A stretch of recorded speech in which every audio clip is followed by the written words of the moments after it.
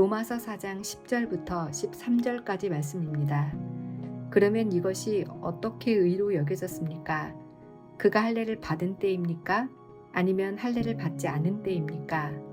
할례를 받은 때가 아니라 할례를 받지 않은 때입니다. 그가 할례의 표를 받은 것은 할례를 받지 않은 때에 얻은 믿음의 의를 확증하는 것이었습니다.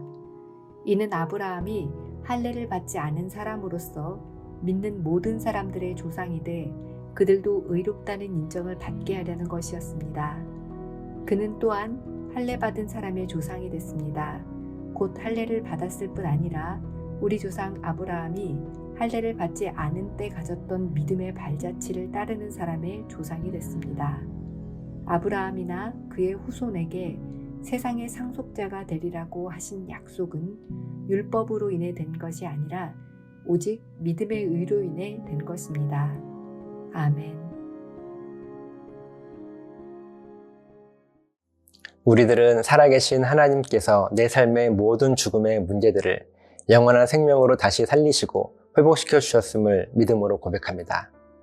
이것이 신앙 고백의 핵심인데, 그럼에도 불구하고 우리들은 구원을 얻기 위해서 무언가를 더 열심히 또 더 많이 하려고 합니다.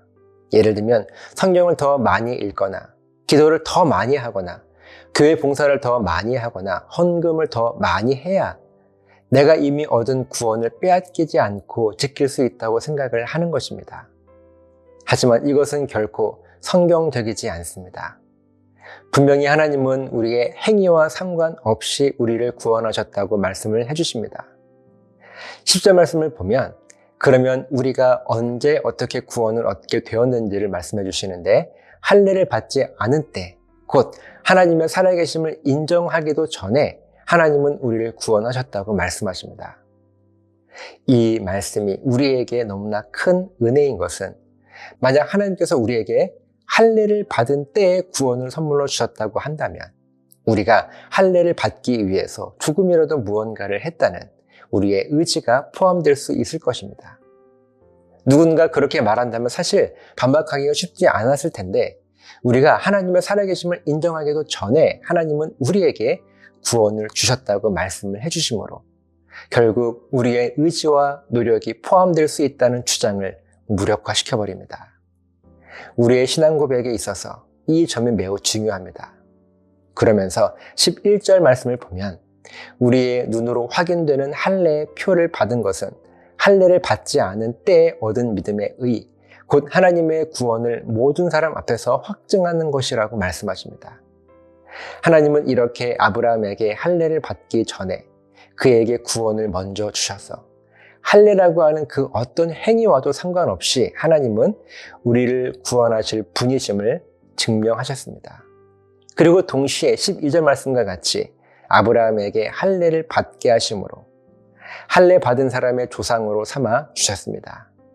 이것은 아브라함이 할례를 받지 않은 때에 가졌던 믿음, 곧 아브라함이 하나님의 살아계심을 알지도 못했을 때 이미 하나님께서 그를 모든 죽음에서 다시 살리심으로 구원을 깨닫게 하신 하나님의 은혜와 섭리가 이제 구원받은 모든 사람에게도 동일하게 역사하실 것이라고 하는 말씀입니다. 조금 어렵나요? 간단하게 정리를 해보면 하나님은 우리의 의지와 전혀 상관없이 하나님의 영광을 위하여, 하나님의 구원 역사를 위하여, 하나님의 일을 이루시기 위하여 우리가 태어나기도 전부터, 아니 이 세상이 만들어지기도 전부터 우리를 향한 구원 계획을 가지고 계셨고, 그렇게 우리가 어느 날 하나님으로부터 죽음에서 건짐을 받게 되었고, 그것으로 끝이 아니라 이제 나에게 삶의 목적과 의미를 사명과 은사라고 하는 귀한 선물로 주심으로 이 땅에서 나의 모든 삶이 의미 있고 가치 있는 삶이 된 것입니다. 이 모든 일에 내가 한 것은 아무것도 없습니다. 오히려 나는 늘 불법을 저질렀고 죄를 지었을 뿐입니다. 하지만 그때마다 우리 하나님은 나의 불법을 용서해 주셨고 죄를 덮어주셨고 사탄의 그 어떤 공격에도 나의 죄를 인정하지 않아 주셨습니다. 이 복을 우리에게 주셨어요.